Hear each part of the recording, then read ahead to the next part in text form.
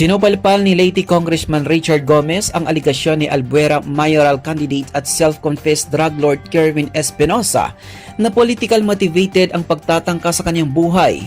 Kasunod ito ng pagdawit ni Espinosa kay Gomez at misis nitong si Ormoc City Mayor Lose Torres Gomez sa umunoy tangkang pagpatay sa kanya.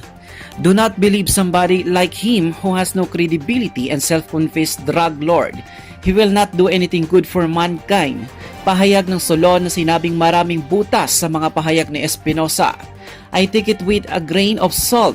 Saad nito na sinabing maging sila man ay nagsasagawa ng investigasyon sa mga pangyayari. Abril 10 nang barilin si Espinosa na tinamaan sa kanyang dibdib habang nagkakampanya sa barangay Tinagaan, Albuera.